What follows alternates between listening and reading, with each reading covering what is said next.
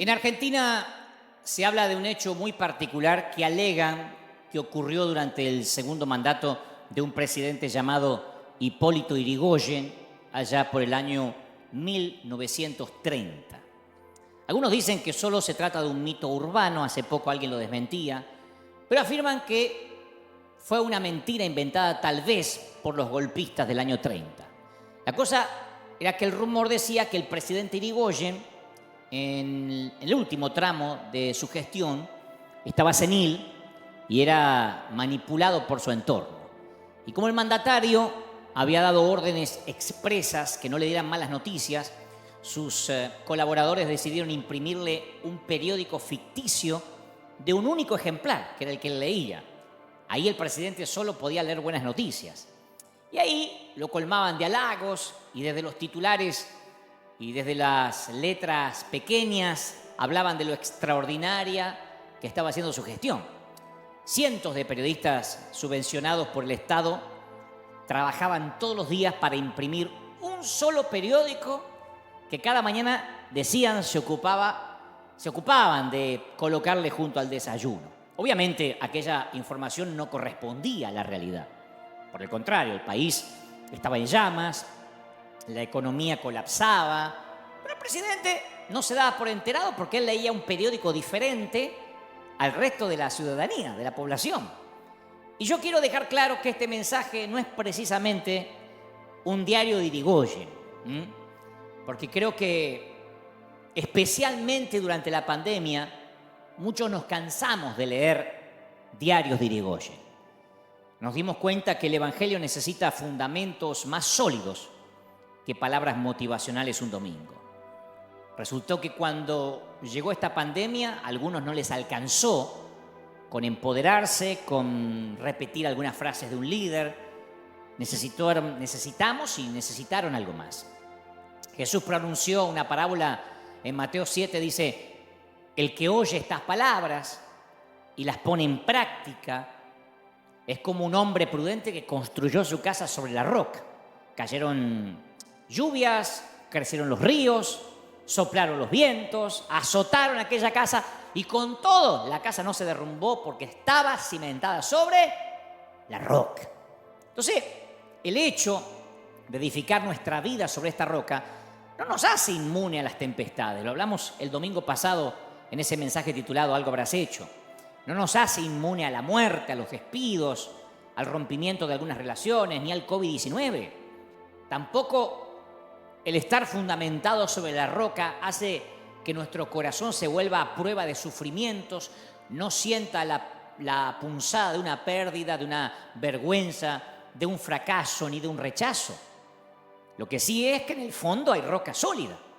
Si edificaste tu vida sobre Cristo, puedes tocar fondo, puedes pasarla mal y aunque sientes que pierdes el aliento, sigues respirando, sigues en pie en medio de la tormenta. ¿Me explico? Quizás hayas perdido tu bebé, que es lo peor que le puede pasar a un papá, perder un hijo, a una mamá. Capaz que estás pasando por un divorcio o hayas terminado dándote por vencido en tu lucha con tus acreedores diciendo no puedo pagar, no, estoy fundido. Pero en ese momento más tenebroso, más atroz, Dios te da la fe necesaria para salir adelante. Y cuando regresabas del fondo, cuando tocas fondo y regresas hacia la superficie, lo haces con un nuevo don, que eso también lo hablamos acá en uno de los mensajes durante esta pandemia. Un nuevo don, haber visto a Dios en el fondo.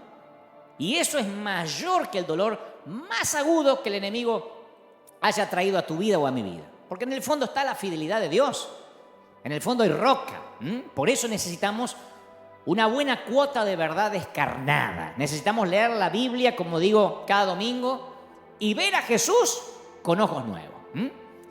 Dicho esto, convengamos que al menos dos cosas, quiero construir la base para transmitirte lo que Dios me dijo, pero esto quiero que quede claro. Convengamos que al menos dos cosas hacen que la Biblia sea absolutamente única.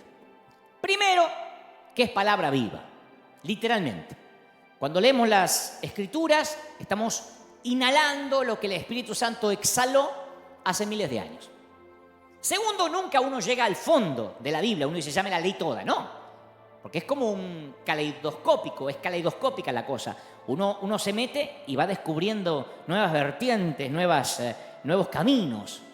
No importa cuántas veces leas la Biblia, nunca se hace vieja, nunca se hace viejo lo que leemos porque es atemporal y es oportuna. Entonces la Biblia, como decíamos también el domingo pasado, fue compuesta por más de 40 escritores, más de 15 siglos, en 3 idiomas, en 3 continentes. Y estos autores van desde agricultores y pescadores a reyes y poetas, a profetas, a prisioneros de guerra, y abarca casi todos los temas bajo la ley del sol: la historia, la poesía, la profecía, la cosmología, la teología y las guías que se vayan a inventar. Sin embargo, a pesar de que toca cientos de tantos temas polémicos, no se contradice. Y por eso es que hay un autor detrás de todo eso. Detrás de cada escritor hay un autor que es el Espíritu de Dios inspirándolo, ¿no?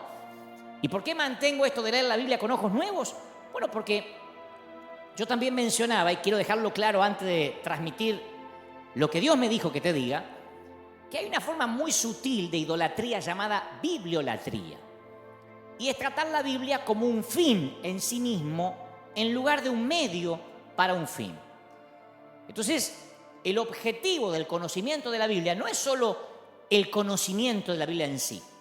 Algunos me han escrito durante la semana y me escriben y me dicen: no me gusta tu mensaje porque no lees la Biblia. O sea, lo que me están diciendo es que la memorizo, la parafraseo, pero no digo, vamos a leer en San Lucas capítulo 4, versículo tanto, en la página tal de la Reina Valera, lo tienen conmigo. Eso es lo que no hago. Por una cuestión de que vayamos rápido al punto, ¿no? Pero algunos dicen: no lees la Biblia de la Biblia como se tendría que hacer. Y me pregunto siempre si Jesús andaba con los rollos de Isaías bajo el brazo. No, Jesús decía: oíste que fue dicho, mas yo digo. O sea, no es necesario aprenderse la Biblia de memoria. El objetivo es aprender a reconocer y responder a la voz de Dios para que crezcas en intimidad con Él a través de las Escrituras. Pero la Biblia también puede ser mal utilizada o manipulada. El mismo diablo intentó usar la Escritura para tentar a Jesús. Si eres hijo de Dios, dile a esta piedra que se convierta en pan.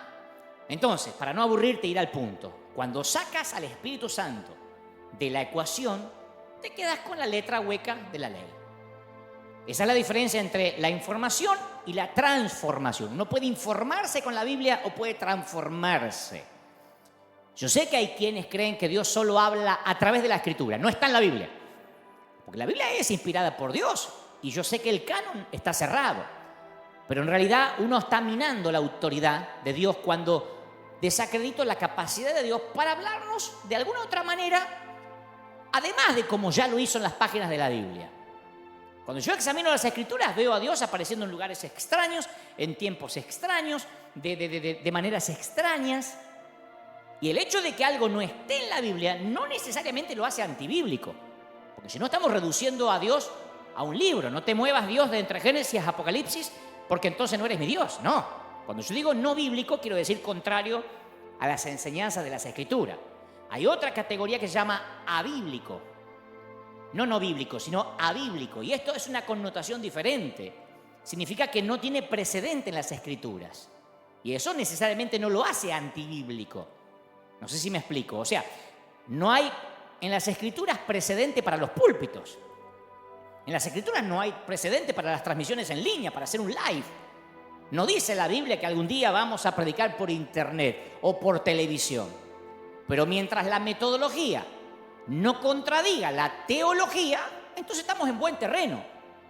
Incluso podríamos estar pisando terreno sagrado. Por eso el mayor riesgo es que los predicadores querramos higienizar la Biblia para transformarla en un diario de Irigoyen. Usar la Biblia con los pasajes que nos convienen, los que suenan mejor. No hablar la Biblia de manera descarnada, decir: no, esto no lo van a entender, no, esto suena muy déspota, no, esto mejor no lo cuento, no lo va. No, la Biblia es la Biblia. Es un libro de poesía, narración, ensayo, biografía descarnada. Y cuando uno higieniza la Biblia, es un diario de Irigoyen. Si yo solo te hablo de las promesas de la Biblia, te estoy haciendo el diario de Irigoyen. Te estoy haciendo una Biblia especial para ti, para que la puedas digerir. Y la Biblia es completa, absoluta. Y Dios puede hablar de una forma que no tiene precedente en la Biblia, como ahora, a través de un live. Dicho y aclarado esto, procedo a abrir mi corazón. Cuando yo tenía 21 o 22 años, ya hace tiempo, había empezado a predicar desde pibito, desde que tenía 19. Pero 21, 22, capaz que 23 también. Yo moría porque me invitaran a predicar en congresos importantes, ¿no? Esos donde aparecían muchos conocidos o famosos en el mismo afiche. Yo compartí con tremendos hombres de Dios y yo era un muchacho, un pibito, un chamaquito, como dicen en México. Y mi meta era llenar la agenda de invitaciones de todo el mundo. Yo quería fabricar oportunidades y todo lo que fabricamos con el esfuerzo humano no viene con la garantía de Dios. Pero Dios comenzó a trabajar en mí para crucificar esas motivaciones que eran equívocas. Cuando Dios empezó a sacrificar mis motivaciones, yo dejé de estar buscando oportunidades y fue cuando esas oportunidades comenzaron a buscarme a mí. Afortunadamente y por providencia divina lo aprendí cuando era muchacho y ya no lo aprendí de adulto porque me hubiese dolido. Pero yo me acuerdo, insisto, tenía 22 años, estaba en un gran congreso de oradores de cierto país. Y yo no sé si sabés cómo funciona eso, pero cuando estás en un congreso como eso, tus motivaciones son puestas a prueba. Porque está el juego de las comparaciones. Mientras mejor le vaya al otro orador, peor te ves vos. Y mientras más mal le vaya al otro, mejor uno se ve, porque la gente compara. ¡Qué tremendo que estuvo fulano! Sí, pero cuando pasó sultano, lo superó. Eso ocurre. Es espantoso, pero ocurre. Y los oradores lo viven. Viven esa presión. Pero en aquel entonces era peor porque yo era inmaduro y muy inseguro. No quería que a otro le fuera demasiado bien y justo antes que yo predicara porque me dejaba mal parado. No quería estar a la sombra de nadie. Y codiciaba los elogios de la gente. Yo recuerdo que luego de mi oratoria, yo tenía 2, 3 mensajes que iba por todo el mundo con los mismos mensajes. Recuerdo que cuando terminé de predicar, detrás mío pasó un ungido hombre de Dios que me destrozó en público, literalmente. No dijo Dante Gebel, pero dijo esos argentinos, muchachitos, que esto y lo otro, pero le liquidó. Todo el mundo sabía que estaba hablando de mí. Después nos hicimos amigos, dicho sea de paso. Este hombre de Dios parece que se olvidó lo que dijo y a modo de perdón, o de pedido de perdón o disculpa, después me invitó a su país y nos hicimos amigos. Yo nunca mencioné más el asunto. Pero mientras que me estaba liquidando, y yo tenía 23 años, el anfitrión del congreso, me acuerdo que puso la mano así sobre mi rodilla, estaba sentado al lado y me dijo, no te preocupes, Dante, esto te va a ayudar en el carácter. Y me tocó así la pierna, la rodilla, como diciendo, va, no te preocupes. Me hizo acordar aquella historia donde una vez cuentan que un estudiante subió a predicar con mucha confianza y bajó muy humillado, ¿no? Porque le fue mal. Entonces dicen que Spurgeon le dijo, si hubieses subido como bajaste, habrías bajado como subiste. Y es que no se consigue honra a base de buscar honra. Se consigue honra a base de dar honra. Pero yo no lo sabía. Pasa que todos queremos equivocarnos cuando nadie nos está mirando. Y uno quiere hacer lo correcto cuando alguien o todos te están observando. Pero mientras uno no crucifique las opiniones de los demás, ¿qué van a decir de nosotros? No podemos cumplir con nuestro destino. Uno tiene que morir literalmente a la aprobación de los demás, al qué dirán. Si no, uno no puede en este negocio del reino servir al Señor.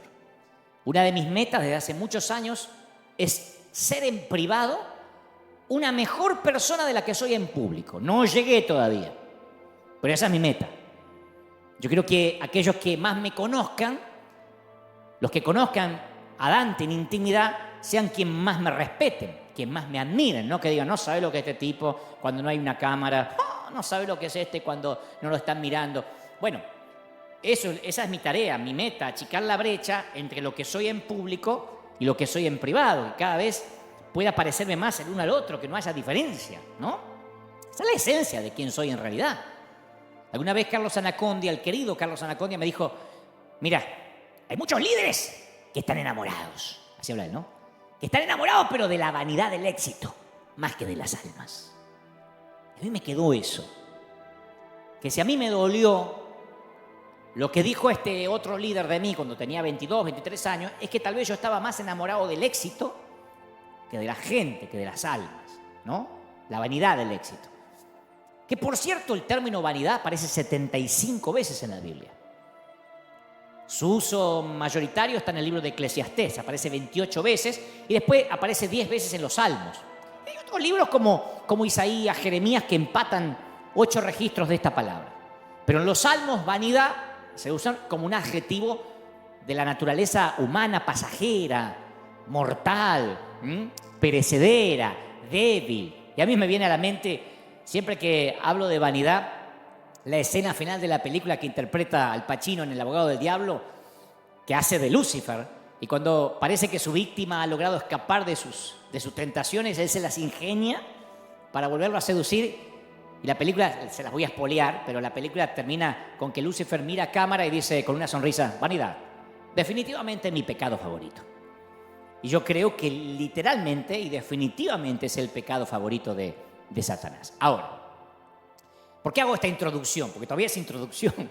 Primero hablé del diario de Irigoyen, después hablé de la importancia cuando Dios nos habla sin precedentes, como quizá nunca antes habló en las Escrituras, porque quiero dejar esto en claro. Para que veamos por qué la vanidad está tan ligada a cuando Dios nos llama o cuando Dios nos comisiona. Tenemos que tener bien claro esto. Ser amado significa ser escogido, ¿sí? La sensación de sentirse escogido es uno de los mejores regalos que el amor concede al amado. Quiere decir que si alguien me considera como un ser único y esa persona quiere estar cerca de mí, yo me siento amado. Porque alguien cree que yo puedo hacer una contribución importante. No hay mayor regalo como el de ser escogido, ni hay peor dolor como el de ser rechazado. Y cuando alguien escoge a un rechazado, la vida de ese rechazado cambia. Yo crecí sabiendo que era diferente y lo detestaba. No me voy a hacer el superado. Yo detestaba en mi adolescencia saber que era diferente, pero no sabía qué tenía. Porque mi manera cerebral, mi manera de procesar las cosas, siempre fue distinta. Y para aquel entonces yo no sabía que había un diagnóstico. Yo me sentía raro. Yo veía las cosas de manera diferente, divergente, ni mejor ni peor. Yo razonaba, hasta el día de hoy razono de manera diferente. No sabría que tenía el síndrome de Asperger, que es parte del espectro autista, hasta casi cumplir los 40 años. Yo no sabía. Eso no es un resfrío que uno se pesca en la esquina. Eso es una condición con la que uno nace y tiene que acostumbrarse a los adjetivos calificativos buenos y a las cosas que acarrean negativas de tener ese síndrome. Pero el dolor de ser distinto a mí me llegaba a lo más profundo. Yo todavía puedo sentir la sensación de estar sentado en el pasto en la secundaria, tratando de hacer de cuenta que no me importa que no me elijan. Para un deporte, para un equipo. Yo conocí ese césped, ese pasto de la exclusión. Me veo a mí mismo tratando de contar algún chiste tonto sobre mí mismo, haciendo de cuenta que lo tengo resuelto. Yo estaba convencido que nadie, aparte de mi familia, y de mi familia solo mi mamá, podía amarme. Fue una maestra de segundo grado, la señorita Lita, que ya debe estar en la gloria, que me dijo: capaz que vos tenés una inteligencia diferente. Me habían dicho burro, me habían dicho que yo no me entraba en la matemática, pero ella me dijo: capaz que vos tenés una inteligencia diferente. Y a esas 7 palabras no cambiaron mi vida, pero yo me acuerdo que me dieron suficiente oxígeno para graduarme de la primaria al menos. Yo decía, bueno, capaz que no soy raro, capaz que solo soy distinto. Y la sola posibilidad que alguien me eligiera y además me elogiara, sin tener la obligación sanguínea, a mí me dio fuerza para sobrevivir al bullying de primaria, de secundaria, hasta que me hice un hombre adulto. En los tiempos que el bullying no era penalizado, era parte del folclore de la niñez, ¿no? Pero el amor confiere una especie de exclusividad al ser amado. El amor dice: yo te escojo, quiero estar de tu lado. Y para las personas rotas, las personas con espíritus amputados, corazones y almas torcidas, señores, eso es la vida. Ser escogido implica por lo menos 4 factores, 3 de ellos positivos. Hoy meditaba en eso. 1, casi lo obvio, que cuando me escogen me consideran único, irreemplazable. Cada ser humano clama porque se lo reconozca como especial. No queremos ser uno entre muchos. Bueno, se murió, lo reemplazamos. Queremos ser únicos. Número 2, Cuando me escogen, me reconocen como alguien que tengo algo para aportar, ¿no? Que mi singularidad es positiva. Tengo un don que va a marcar la diferencia. Tengo algo que va a ayudar al equipo. Las personas escogidas, ¿qué son? Significativas. Por eso se escriben y se leen sus biografías, porque sus historias son importantes. Tercero, cuando me escogen es porque alguien me quiere. Alguien me estima. No estoy aislado, no estoy desconectado, se me quiere. Yo pertenezco. Cuando Dios nos escoge, Él nos imparte todo lo bueno que viene con esa elección, con ese llamado. Pero cuarto, es que en nuestro mundo caído, el término escogido tiene una cuarta implicación que no está presente en el corazón de Dios. En nuestro mundo, ser escogido casi siempre significa que nos escojan a expensas de otro. En nuestro mundo, que nos escojan quiere decir ser mejor o superior a alguien, ser objeto de celo, ser el favorito. ¿Me explico? En nuestro mundo, la lucha por la elección se convierte en un juego competitivo y el premio de consolación para los perdedores es una pequeña criatura conocida como la envidia. La gente rota no califica. En este mundo, el valor de la selección aumenta en proporción a cuántos otros son rechazados para la misma distinción. Nos pasa cuando enviamos la ayuda financiera a los países. Las fundaciones elegidas dicen gracias, gracias, y los que no son elegidos dicen, pero a nosotros no nos eligió, ¿dónde está el amor de Dios? No se puede bendecir a todo el mundo para que nadie se ofenda. Si una dama es escogida como Miss América, significa que otras 50 fueron rechazadas, sin mencionar a las miles que ni siquiera llegaron al desfile final. O sea que la selección en este mundo caído viene a expensa del rechazo de otros. ¿Qué es lo que sucede con lo que decimos siempre? Los que se creen dueños de la sana doctrina, los que se creen que son los únicos que se van a ir al cielo. Dicen, somos la iglesia escogida, mientras que las otras liberales son rechazadas. Yo soy el siervo de Dios, no ese payaso. Y cuando llegamos al camino del Señor, nuestro deseo es que la puerta esté abierta, que la gracia sea abundante para perdonarnos. Y una vez que entramos, de alguna manera ese deseo se invierte. Ahora queremos que la puerta se haga más estrecha para que la gentuza quede afuera. Una vez que estoy en el club, quiero que sea tan exclusivo como sea posible, si no, ¿cuál es el chiste? Pero en el plan de Dios, el hecho de que vos seas escogido me enriquece a mí en lugar de disminuirme. A Israel se le llamó el pueblo escogido por Dios, pero no en el sentido de que fuera su favorito o que Israel tenía un atajo para llegar al cielo. El plan de Dios era que a través de Abraham sean bendecidas todas las familias de la tierra. O sea que Israel no fue escogido en desmérito a las demás naciones de la tierra, sino por el bien de las demás naciones de la tierra. El plan de Dios era que todos los demás pueblos se sintieran atraídos hacia Israel. Fue la comprensión de esto lo que conmocionó a Pedro cuando se dio cuenta. Dijo, ahora comprendo que en realidad para Dios no hay favoritismo, sino que en toda la nación, todas las naciones, Él las ve con agrado. Esto es a los que le temen y actúan con justicia. Pero nuestro mundo juega un juego diferente. Solemos tener reacciones instintivas, críticas y comparaciones competitivas que nos alejan del amor. ¿O no? Vemos a alguien manejando un auto caro o que viste ropa de marca, ¿y qué pensamos? ¿Cómo le gusta la plata? Ahí sí, perdió la humildad. ¿Viste? Tiene suelas rojas bajo el zapato. Dejó de ser humilde. Cuando era humilde tenía suelas negras. Ahora, si tiene un auto que se cae a pedazos y los zapatos despegados, ¿qué pensamos? Y algo debe estar haciendo mal. Algo habrás hecho. Si no, Dios ya te habría bendecido. Si alguien se queja, pensamos, te falta fe. No confías en Dios. ¿Cómo confesás que estás enfermo? Pero si alguien te ve que siempre estás feliz, que estás bendecido, decimos, es que vive el evangelio de la prosperidad. Deja que ya va a morder el polvo. O sea, todo concluye en, esta persona tiene algo que yo quiero. O yo quisiera tener su inteligencia, o su apariencia, o su ministerio, o su clase, o su dinero, o yo quisiera por lo menos que él no lo tuviera. Si yo no puedo tener esas cosas, sería más fácil si nadie más las tuviera. Y estos pensamientos me llevan a jugar el juego de la hoguera de las vanidades. Al comienzo del ministerio de Jesús, los discípulos de Juan el Bautista vinieron a Juan, ¿no es cierto? Y le dijeron, porque Juan tenía sus discípulos, sus seguidores. Estaban con el número 1 del momento. Convengamos que Juan el Bautista era el number one del momento. De repente aparece otro por ahí, le dice: Rabí, fíjate que el que estaba contigo, al otro lado del Jordán, de quien tú diste testimonio, o sea, de que tú lo respaldaste, ahora está bautizando. Y todos acuden a él. Es una acusación. Están diciendo encima que lo respaldaste al tipo, ahora el tipo se hace sus propios bautismos. Estaba muy preocupado porque el índice de audiencia de Juan estaba decayendo. Y Juan estaba a punto de perder su trabajo. Entonces le llevan esto a Juan las noticias del descenso de su fama. Dice: mira que te bajaron los seguidores en Instagram. Se está ganando este. Y esperan verlo reaccionar de un modo negativo.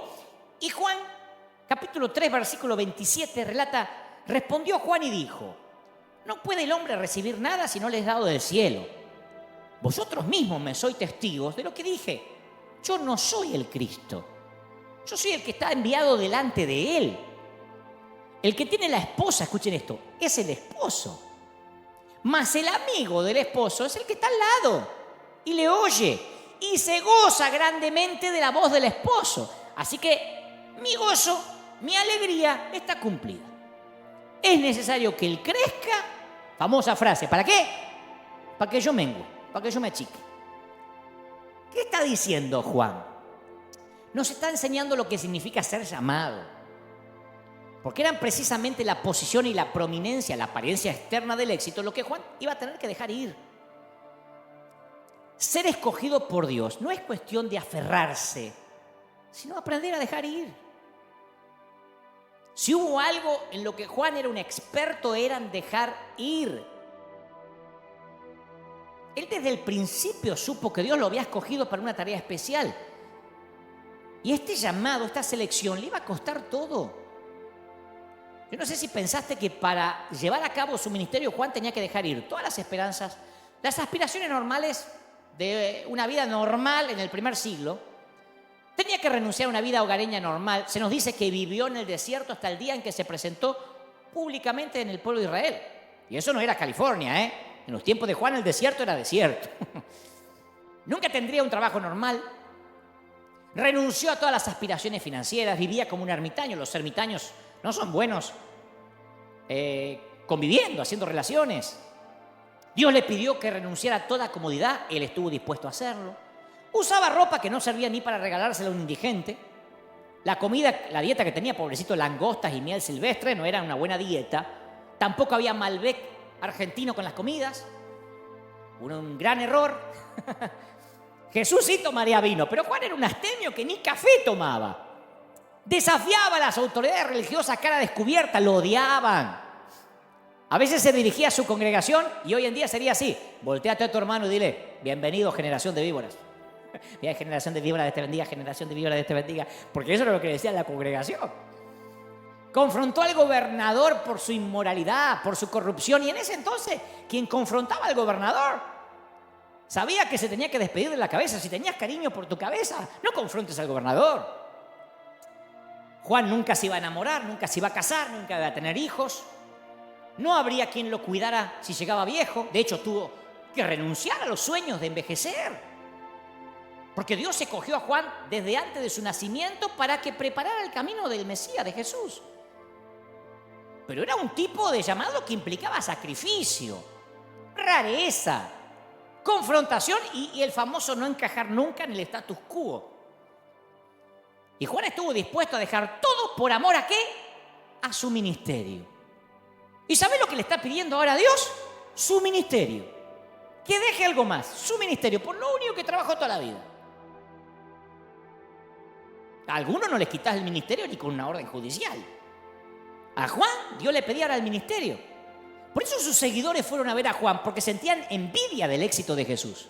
No podían tolerar que después de que Juan fue quien lanzó a Jesús al ministerio y lo había endosado, le había dado su sello de credibilidad, ahora Jesús le pagara teniendo más audiencia que Juan.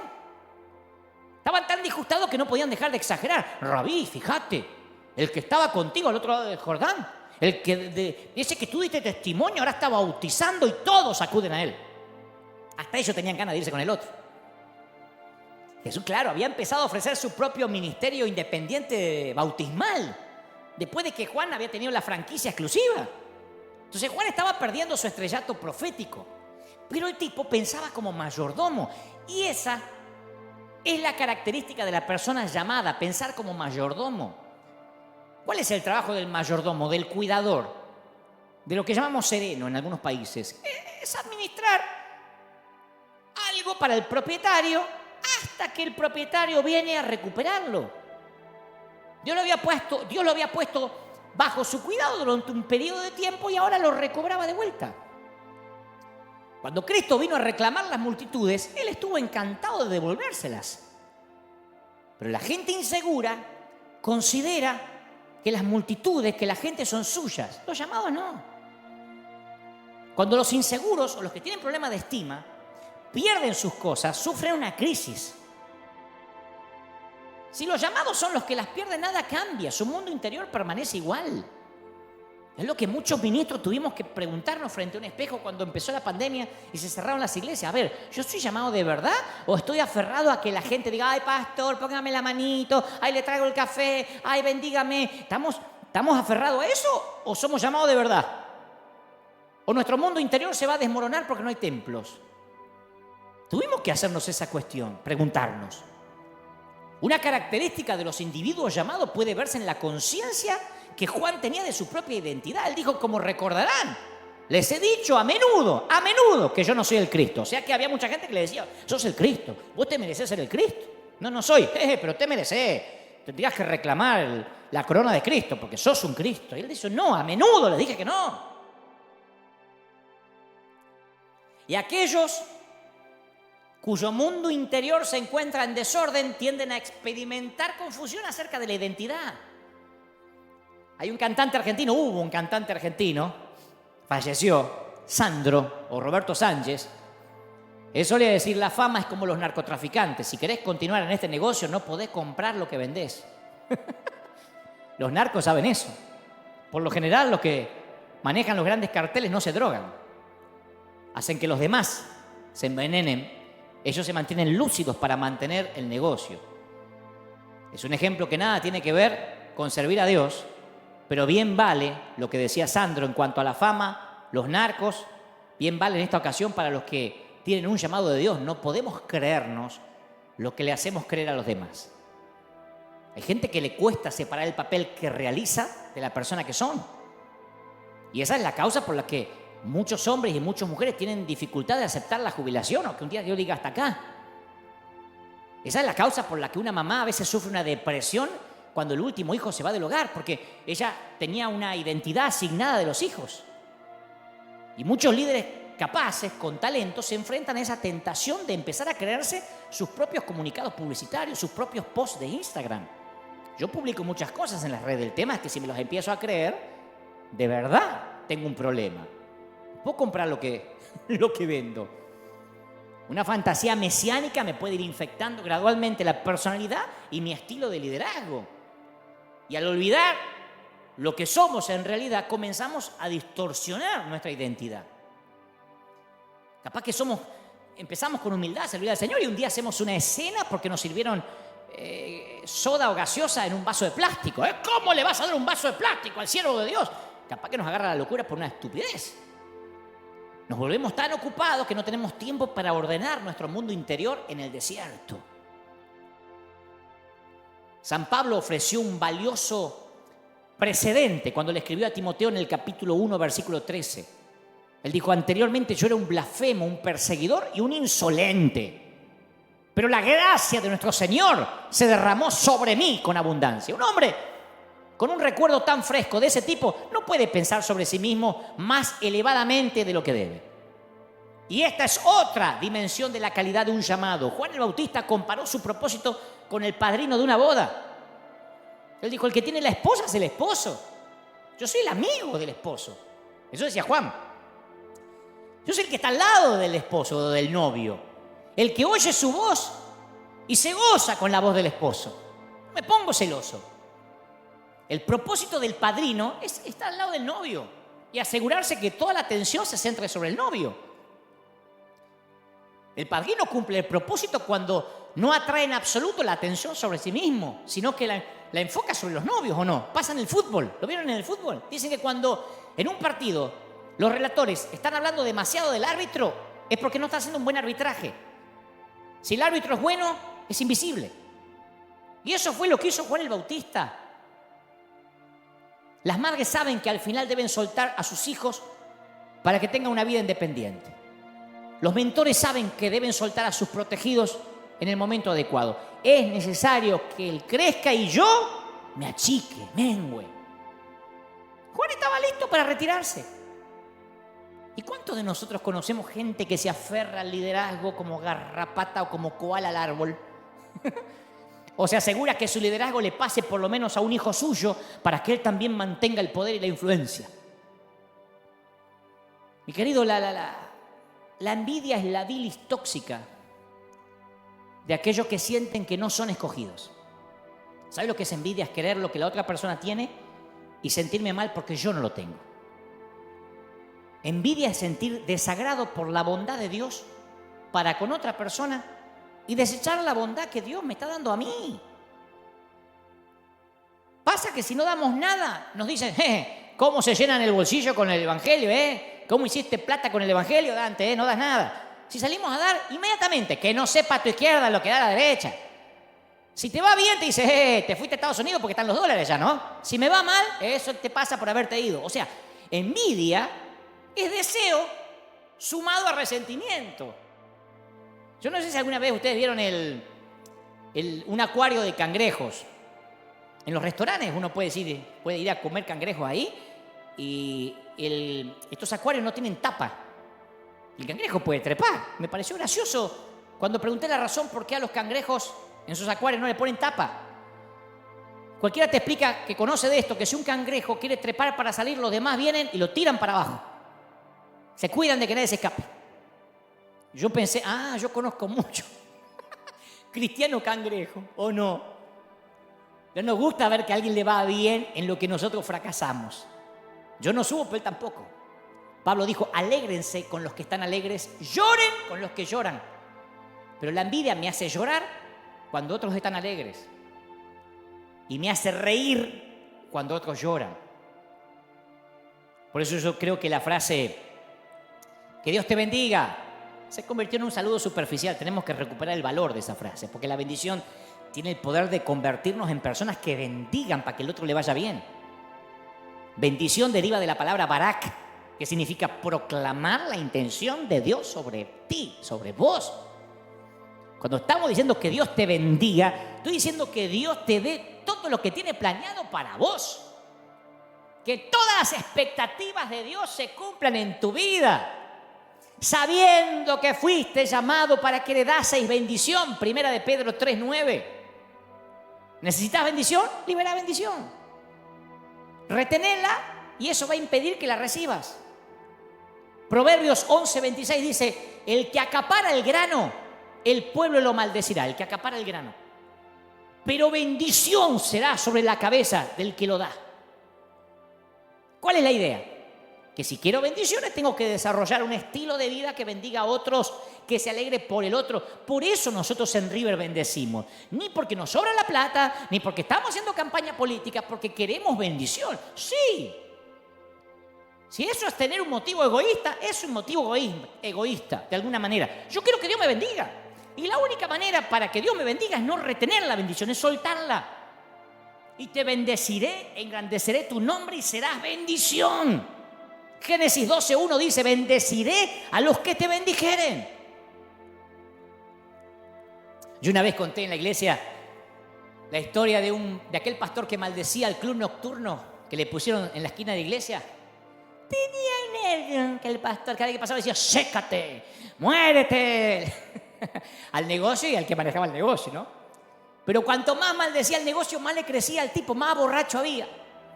Entonces el Señor le dijo un día, ¿por qué maldices a la gente por la que yo di mi vida, cabezón? La misma vida que di por ti. Amad a vuestros enemigos, bendecid a los que los maldice, haced bien a los que los aborrecen, orad por los que ultrajan y persiguen. Mateo 5:44. Entonces este pastor, como si estuviera hablando un nuevo idioma. ¿Viste cuando uno habla un nuevo idioma que no sabe si lo está diciendo bien? Nacio, Mitio. Uno dice, Estaré diciendo, cuando aprendí chino, que uno dice, estaré insultando o estaré diciendo la verdad. Bueno, como si hubiera aprendido un nuevo idioma, este pastor se para delante del bar por la orden nueva de Dios y lo bendice. Dice que el Señor le conceda las intenciones de su corazón al dueño del bar. Que Dios te dé todo lo planificado para ti y para los borrachos de ahí adentro. Y en una semana el negocio cerró sin previo aviso, porque Dios cumplió el propósito de esa gente, que no era tener los borrachos de por vida. Otra historia similar que te va a causar gracia. Estamos de acuerdo que después que Dios creó todo, hizo cada animal de la creación, dijo que todo era bueno. ¿Estamos de acuerdo, no? Porque a uno dice, no, las cucarachas no las pudo haber hecho Dios. Todo lo que está en la creación dice que era bueno, por algo está. Bueno, un hermano llamado Kirkwood tenía una plaga de ratas en su casa, intentó envenenarlas y las tipas engordaban más. Entonces, era veneno y estaba más gorda la tipa. Entonces intentó maldecir la maldita rata, las maldigo. Entonces, él decía, no puedo bendecir las ratas, y menos si son destructivas. Entonces un día dijo, voy a probar la bendición, así como el pastor hizo con el bar. Esto les va a causar gracia, pero Kirkwood lo hizo. Está en un libro donde él lo cuenta y dice, yo doy fe de esto, y mi esposa también. Se paró y gritó, señores ratones, ratas, yo no sé por qué Dios los creó, pero estoy seguro que los creó no para que se instalen en mi casa. Este no es el hábitat natural de ustedes. Así que las bendigo para que Dios cumpla el propósito por la cual fueron creadas, por las cuales subieron al arca de Noé. Las libero para que se vayan a su hábitat natural. O sea que las expulsó de la casa con bendición. Y cuenta que al día siguiente no había ni una sola rata. Porque cuando bendecimos lo que Dios bendijo, uno se pone de acuerdo con él. Esto de las ratas deberíamos hacerlo con cierta gente, ¿no? A veces lo hago yo cuando en las redes me dicen, decidite, ¿sos pastor o payaso? ¿Sos pastor o payaso? ¿Entretenés a las cabras? Yo le digo las dos cosas, papi. Payaso tiempo completo y pastor en un rato libre. Un abrazo enorme, me hiciste el día. Les pongo jajaja. O sea que los libero para que los fariseos se vayan a su hábitat natural, para que cumplan el propósito por el cual existen en el cuerpo de Cristo. La envidia es como una mujer que ronca. Más vale despertarla que sentirla, decía un amigo. La envidia es peligrosa porque se opone a las demás personas. A los pecados como la avaricia y la lujuria son cuestión de gratificación de mis deseos. Pero la envidia no solo busca mi autogratificación, sino que persigue disminuir a quien yo envidio. Eso es lo feo. No es un pecado solo contra mí. Y por su propia naturaleza la envidia nunca puede apaciguarse.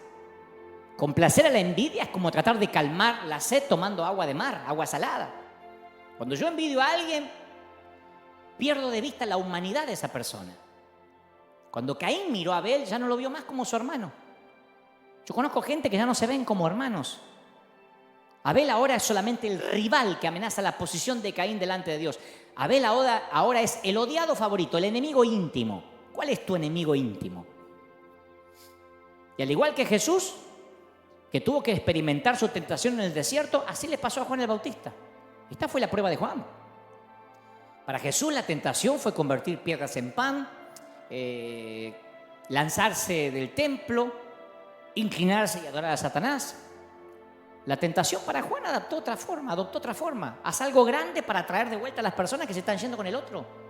Ajustar el mensaje, ayornarte, cambiarle la estrategia de marketing. La manera de medir tu éxito es mediante el número de personas bautizadas, Juan.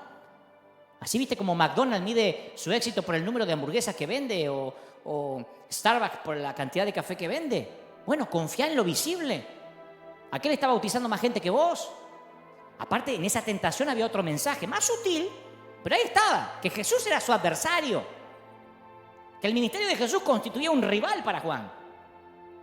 Que él sea más grande implica que vos seas más pequeño, y eso es intolerable. Si vos le diste el endoso, vos cuando no era nadie, cuando era un carpintero de Nazaret, lo presentaste vos.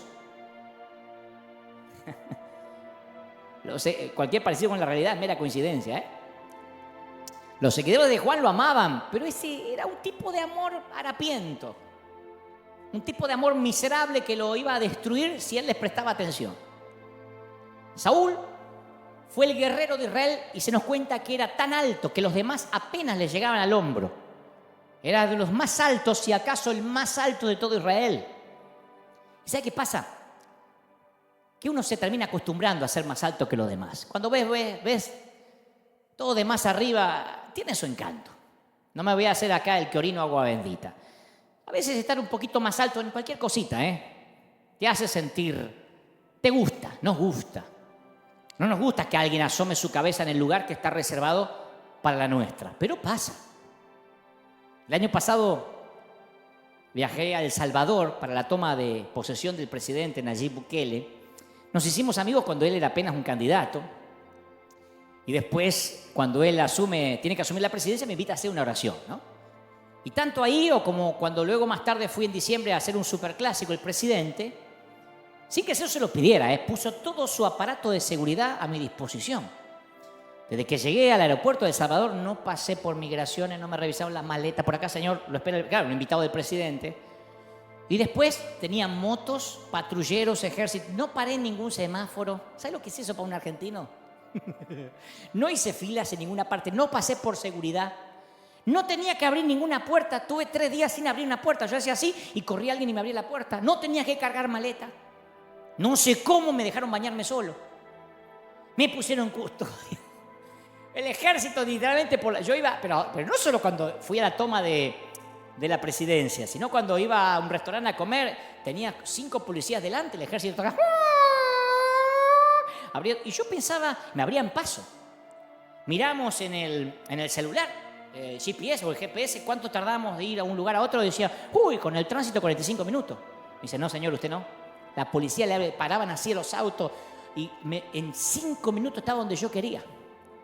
Imagino, bueno, también una vez el gobernador de Buenos Aires me llevaba en su helicóptero de un lado a otro y yo decía, esto es maravilloso. Yo decía, yo podría acostumbrarme a esta vida.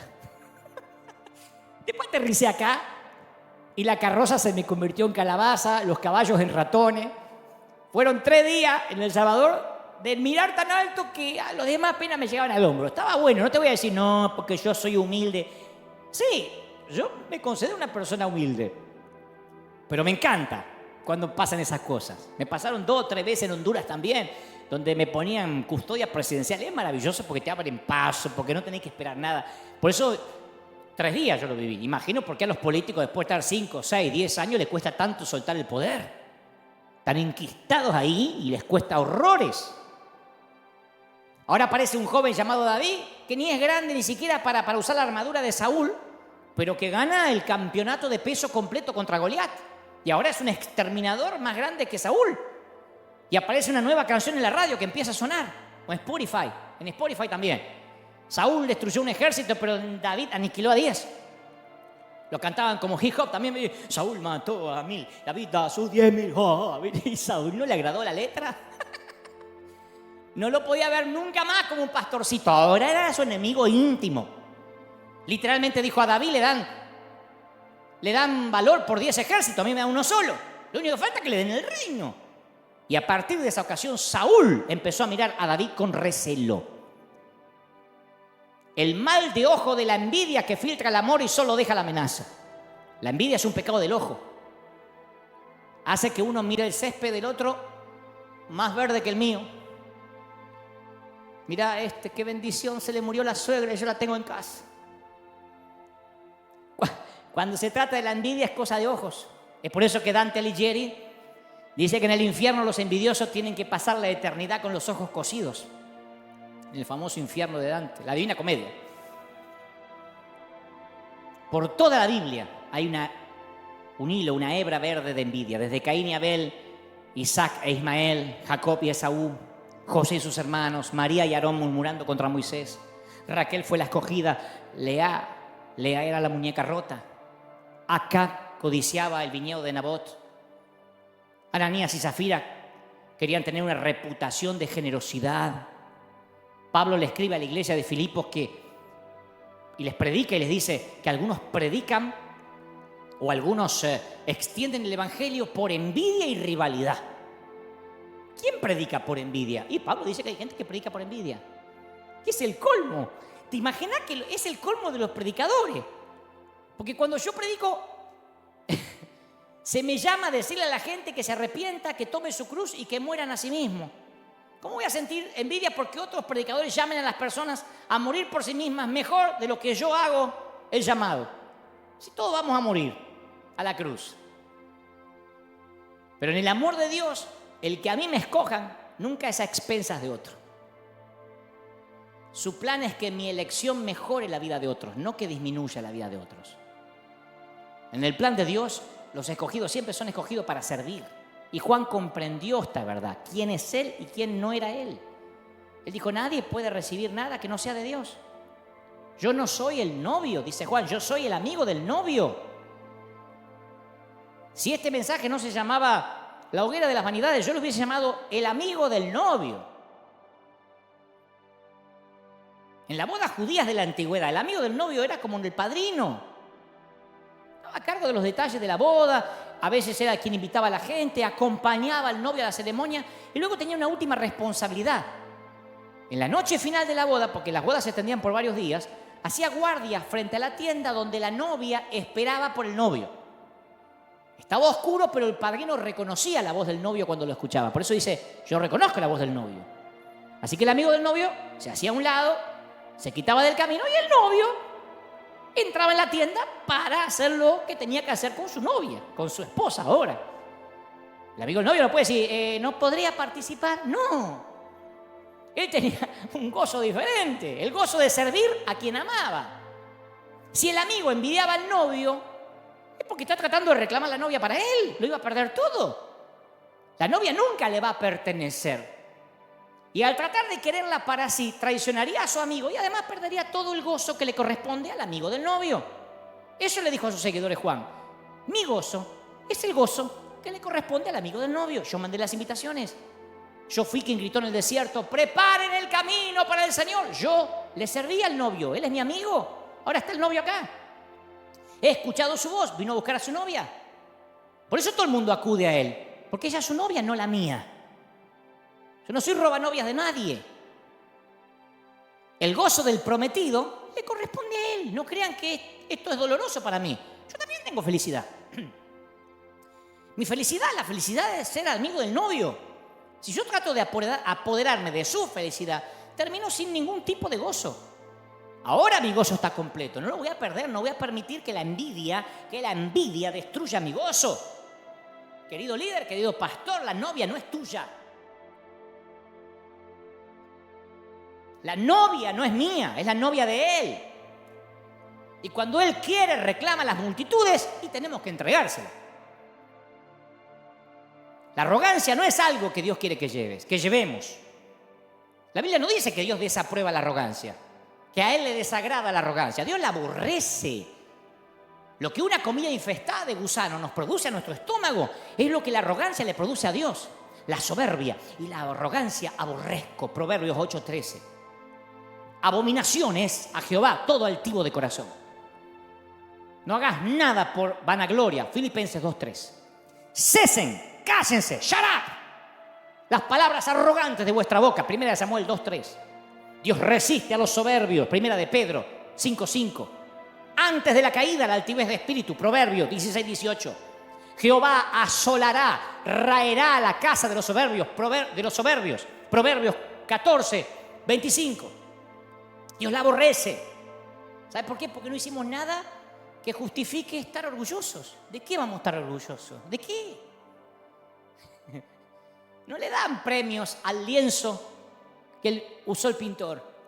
No hay Pulitzer para la tinta que usó el periodista. No hay diplomas para el escarpelo que usó el cirujano. Son instrumentos, no reciben crédito por lo que hacen. No somos los merecedores del aplauso. David dice que el pastor guía a sus ovejas por amor a su nombre. No hay otro nombre en la marquesina, ni en los títulos, ni en los créditos. No hay otro bajo el reflector. Y eso no es porque Dios tiene un problema de ego, nosotros lo tenemos. Dios sabe que nosotros no podemos administrar el éxito, porque no nos conformamos con un poquito de adulación, queremos tragarlo todo. Y el éxito nos atrofia el cerebro y pensamos que se trata de nosotros. Y olvidamos que somos polvo rescatado del pecado, porque cualquiera que se enaltece será humillado y el que se humilla será enaltecido. Y con la misma intensidad que Dios odia la arrogancia, ama la humildad. Yo soy manso y humilde de corazón, dijo el Señor. Jehová es excelso, atiende al humilde, mira de lejos al altivo. Yo habito con el humilde, miraré a aquel que es pobre y humilde de espíritu. Y mira todo lo que le da al humilde, le da honra. A la honra le precede la humildad. Sabiduría, con los humildes está la sabiduría. Dirección, le enseñaré a los mansos su camino. Gracia, le da gracia. ¿A quién le da gracia a Dios? A los humildes. ¿Cómo le va a dar gracia a los orgullosos que creen que porque tienen la sana doctrina no la necesitan? Les da seguridad y los hace lindos. Hermoseará a los humildes con la salvación.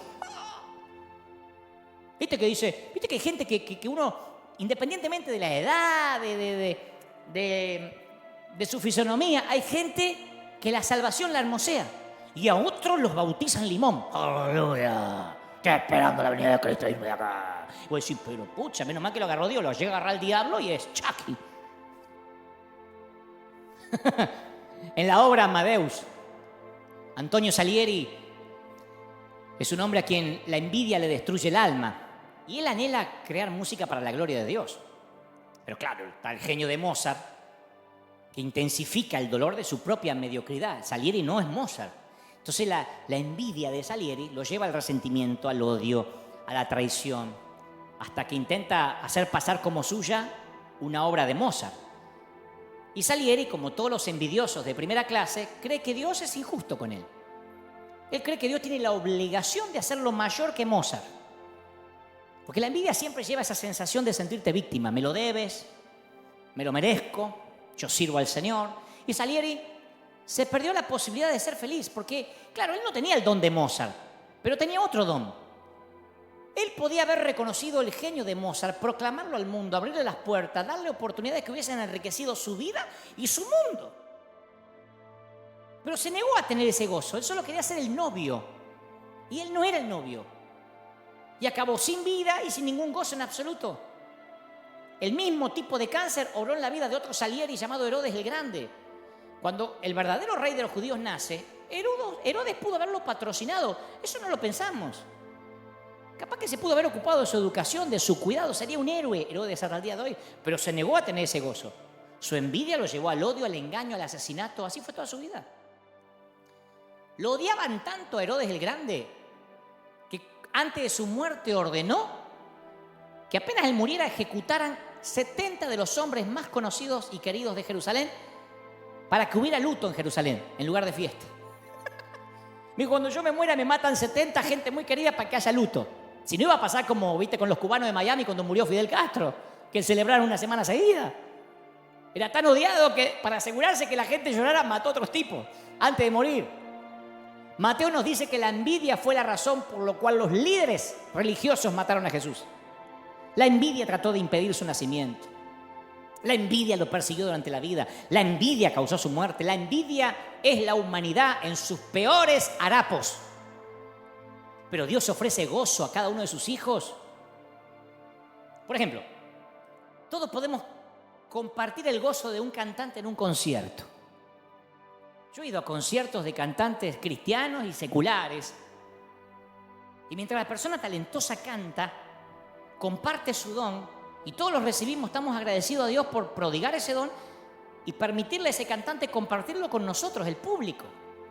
Yo he ido a ver cantantes, a escuchar predicadores y lo he disfrutado, pero hay una manera de perderse el gozo del oyente, y es envidiar el gozo del cantante. Cuando uno quiere ser el novio.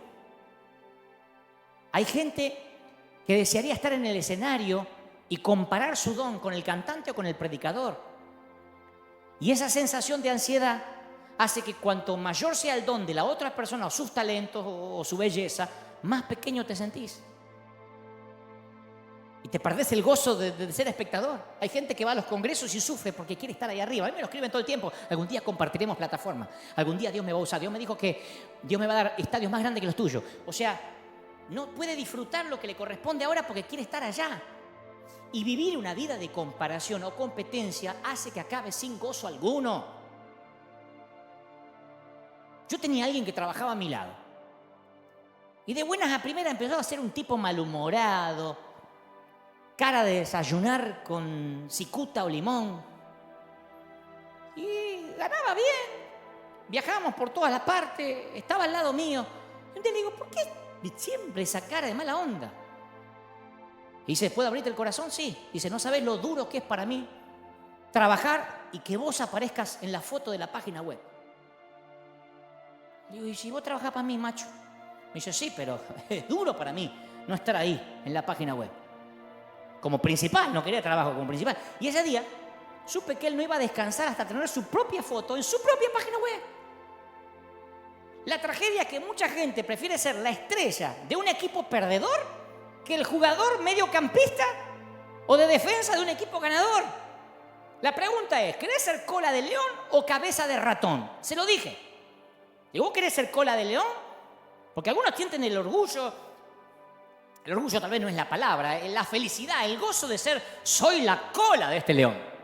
Y otro dice, no, quiero ser la cabeza de mi propio ratón. Y bueno, hay muchos que son la cola del león, pertenecen a un grupo que gana almas, pero claro, no son reconocidos como el goleador. Él quiere ser Messi. Y Messi y Ronaldo no son todos. Entonces la envidia le dice, abrí tu propio feudo, tu propio reino pequeño liliputense. Entonces se abre en un lugarcito donde alguien le diga pastor, aunque sean 5 o 6 que le dicen pastor o apóstol, y le esperen con su comida favorita y con sus copas en vez de vaso de plástico, y cuando le sirven copa de vidrio dice, llegué, y estoy en la página web, sí, estás ahí, mi amor. Ay, qué lindo, y llegó. Dios ofrece gozo para cada uno de nosotros. Todos hemos sido hechos para hacer y ver las cosas de forma única. Dios te diseñó para que experimentes el gozo de ser maestro o ayudante, número 1 o número 2, promotor o diseñador. Y cuando encuentras esa forma única, experimentas el gozo. Yo gocé sirviendo a siervos de Dios. Dios sabe, acá he contado cosas peores. He dicho que era un petulante cuando tenía 22 años, así que no tendría problema en decir, a mí no me gustaba ser número 2. Yo fui número 3, número 4, número 5, número 10 y lo gocé. Nadie limpiaba los instrumentos mejor que yo. Y si me ponían a servir café, nadie hacía el café. Yo era Ramón Valdés haciendo café. Ramón Valdés dije, Juan Valdés, no, Ramón Valdés es el del Chavo del 8. Claro, yo era Juan Valdés, el mejor. Porque sentía que si yo era un buen número 2, podía ser un buen número 1. Si yo era un buen Eliseo, podía ser un buen Elías. Y Dios te hizo para que conozcas el gozo de recibir y celebrar los dones de aquellos que te rodean. Y si ofreces tus dones, los dejas ir.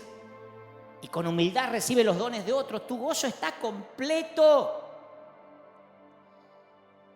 Pero si vas por la vida anhelando ser el novio, el gozo que le pertenece a otro, vas a terminar sin ningún gozo. A él le toca crecer y a mí menguar. Y no fue una declaración de martirio, de resignación y bueno, a mí me toca menguar. No, es el gozo del amigo del novio que empieza a aplaudir cuando entra el novio. Yo tengo poquitos amigos, siempre cuento con los dedos de una mano, y yo tengo esos amigos que se alegran cuando a mí me va bien. Esa es la participación de Juan en el reino de Dios, donde los humildes son exaltados. El siervo sabe que no edifica su propio reino, que está ayudando a otro.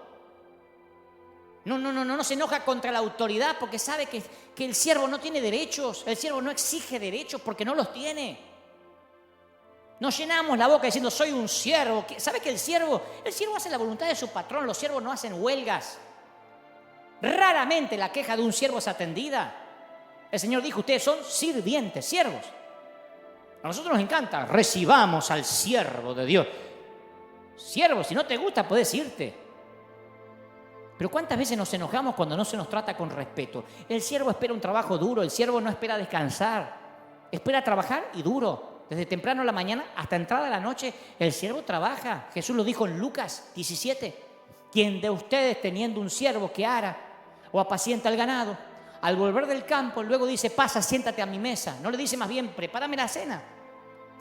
Sírveme hasta que haya comido y bebido y después de esto, come y bebe tú.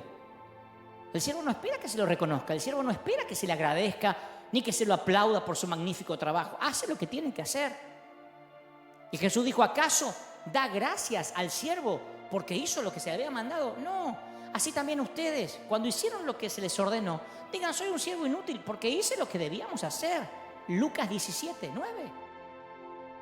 ¿Cómo reaccionamos cuando no nos reconocen lo que hacemos? ¿De cuántas iglesias nos vamos porque es que acá no me nombraron en el aniversario? ¿De verdad? ¿Estamos dispuestos a seguir trabajando cuando nadie se percata de ello? Freelance significa lanza libre. ¿Viste que se usa mucho? Yo trabajo freelance. Significa que no trabajás bajo relación de dependencia, pero significa lanza libre, lanza alquilable. Fue un término anglo, acuñado en el medioevo cuando los señores feudales requerían de recursos militares con fines de protección o de conquista. Entonces, en otras palabras, mercenarios a sueldo, soldados de fortuna. La aventura, la gloria, el botín seducía a propios y extraños.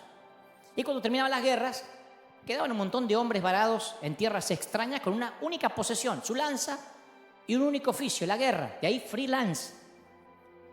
No hay nada más poderoso que la sensación de nada que perder, nada que proteger. Para resumírtelo, las personas rotas no tenemos nada que proteger ni nada que perder. Yo lo único que tenía para proteger lo perdí a los 22 años en un congreso de manera pública. Me liquidaron, me humillaron de todas las maneras que se puede humillar a un predicador. Me dijeron payaso, que yo predicaba con chiste, que mi ministerio se iba a terminar. Y Dios lo permitió, Dios ya me estaba preparando para lo que iba a ser las redes sociales. Las redes sociales a veces son cloacas de literalmente verborragias, de epítetos, de adjetivos descalificativos, porque las redes sociales son una gran herramienta, pero también sirven para que se oculten de manera anónima los cobardes, los que cara a cara no te dirían nada, pero ahí escriben con total impunidad. La mayoría que escribe y que critica a lo mejor terminó de ver una página porno, la cerró y se te pone a decir, ¿por qué no lee la Biblia cuando predica? Porque el que critica no es el más santo, justamente es el que quiere equilibrar su balanza de la vida oculta que tiene una doble vida. Cuando digo doble vida no es que de noche se viste de Batman y sale a combatir el crimen, Pero es maravilloso no temerle a nada, ni al sufrimiento, porque como Juan hemos decidido que el Señor nos lleve en sus brazos, no le tememos a los hombres. Esa es la libertad. A mí me preguntan siempre, ¿sos vos el que contesta en las redes? Sí. Y no es que soy un maleducado, a lo mejor porque soy Asperger, pero lo segundo, que no le tengo miedo a la opinión de la gente. Esto lo va a perjudicar a su imagen, me pone alguno. ¿Qué imagen? Los freelance no le temen a la muerte porque saben quién y qué le espera del otro lado. Y al estar roto, ¿quién nos puede quebrar? ¿Somos indestructibles? Dios nos libre de estar lejos de la flojedad de los liberales y del estrechamiento neurótico de los legalistas. Que Él nos permita encontrar el saludable equilibrio de una estima sana y esa humildad extraordinaria que proviene del Espíritu Santo. Pero fundamentalmente que nos ayude a no quemarnos en nuestra propia hoguera de vanidades. Pablo dijo, yo sé vivir en abundancia y en escasez. Y creo que ese es el gran secreto. Si yo voy a un país, porque a veces también me escriben y me dicen, ¿vendrías a tal lado si no hay ofrenda? Eso no es nada con lo que nos ha tocado invertir. Pero yo no iría a ninguna parte para demostrarle humildad a nadie. Solo al Señor, si me lo pide. Y entonces si tengo que elegir, claro, como cualquiera, yo elijo lo mejor para hospedarme. Pero si no hay, tengo el gozo de hospedarme entre las cucarachas. Las bendigo y duermo. Si puedo elegir, me encanta un vaso de vidrio. Si no puedo elegir, tengo el gozo del vaso de plástico. Pero de verdad, si puedo elegir, me visto lo mejor que pueda. Si no puedo elegir, me arreglo con lo que haya. Si yo heredé toda mi ropa de mis hermanos, si yo pasé la infancia con un solo pantalón, me voy a hacer el piqui ahora. Yo sé de dónde vengo, yo vengo de Billinghurst. Como digo siempre, ¿vos sabés dónde es Billinghurst? Nadie sabe dónde es Billinghurst. Solamente los que vivimos en Billinghurst sabemos llegar a Billinghurst porque no queda de paso de nada. Y me voy a hacer el piqui, el estadounidense ahora, el que nació en Beverly Hills. Yo sé de dónde vengo. Lo que dijo Pablo, yo sé quién era. ¿Cómo no voy a estar consciente de la gracia? Y sé dónde voy. Entonces, quien sabe de dónde viene y sabe de dónde va, no tiene problema en lavar los pies a los demás. Ese es el secreto de la humildad. La humildad no es estar pobre. Además, yo siempre fui rico. Siempre. Desde que nací. Solamente que tuve largas décadas sin dinero. Pero la riqueza La mía no se cuantifica, no se monetiza. No son cuentas bancarias. Y el Señor quiere que entendamos más que nunca que somos los amigos del novio. Que la iglesia no es nuestra. Mirá cómo Dios vino y eso. Y desapareció la iglesia tal como la conocíamos hasta aquel día. Fíjate cómo tantas iglesias ahora tienen que hacer reuniones con distancia social y con tapaboca, el 25% del edificio. Dios hace lo que quiere. Fíjate cómo los que creían tener controlada a la gente, ojo, no van a mirar a aquel falso profeta, no vayan a visitar aquel congreso, mirá que si te vas a aquel concierto sin mi bendición, te quito la cobertura y te maldigo. Mirá de qué sirvió. ¿De qué sirvió hacernos los dueños del barco? ¿Cuándo pensamos que la aerolínea era nuestra? Éramos los pilotos. Y un día el Señor nos muestra que nosotros, los ministros, no tenemos nada. Ni edificio, ni iglesia, ni denominación. Es el Señor y Él, por amor a su nombre, no hay otro en la marquesina.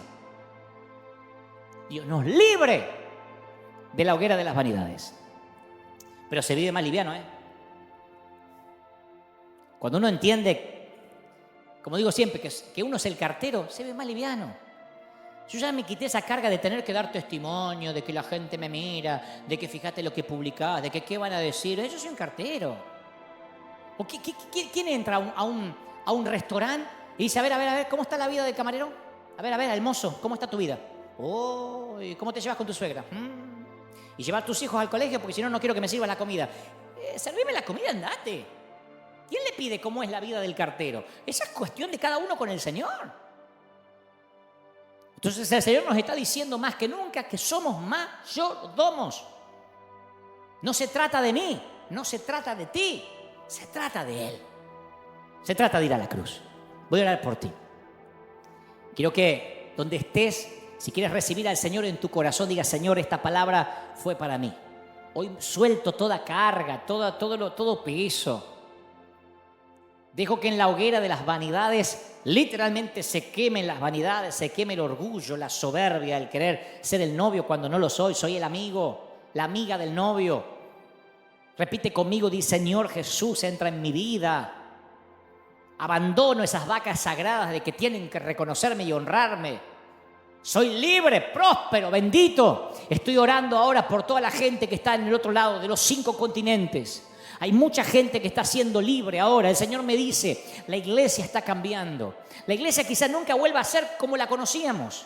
Y no estoy hablando en términos de templo o edificio, estoy hablando en términos de estructura. De entender que Él es el novio. De entender que Él no comparte su gloria con nadie. Y que nosotros simplemente somos torpes carteros, torpes mensajeros de lo que Él le dice a sus hijos, a sus ovejas.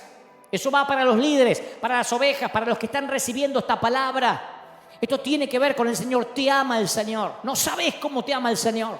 ¿Cómo no te va a amar si en sus manos te tiene esculpido? ¿Cómo te ama el Señor? Te bendice el Señor. Hay familias llorando, hay gente que ha estado dolida y el Señor me dice que te diga, no mires al hombre, yo soy el que te ama, yo soy el que di la vida. ¿Qué pastor murió por ti en la cruz? Yo le solía decir a la gente, no espere que yo sea tu redentor porque no lo voy a hacer. Porque yo no puedo salvarte de un naufragio. Necesitamos una roca firme, una ancla. Ningún roto puede ayudar a otro roto si no nos aferramos los dos del Señor. Y a los que están allí les estoy diciendo, te ama el Señor, te levanta el Señor. Y en este domingo maravilloso estoy declarando de que niños, jóvenes, ancianos y adultos están recibiendo esta palabra. ¿Cómo no te va a bendecir el Señor? Te levanta, iglesia de Jesucristo. Es una sola iglesia. Es una sola iglesia. Aquí no hay pentecostales, bautistas, anglicanos. El Señor me dice que te diga, es mi iglesia. Soy yo, dice el Señor. Y el Señor se está entronizando en tu vida, en tu corazón, en tu familia. Ahí está la mano de Dios. Ahí está la mano de Dios. Ahí se está moviendo la mano de Dios. ¿Pueden sentirlo? La unción del Espíritu está aquí ahora. La gloria del Espíritu llenando todo, momento a momento, minuto a minuto. Es Él. Y la gloria del Señor empapa, llena el ambiente. Y está ocurriendo ahí donde estás. en tu casa, en tu hogar. Ponte de pie, vamos los últimos minutos. Me dice el Señor que te diga, te voy a bendecir, voy a fortalecer tu vida.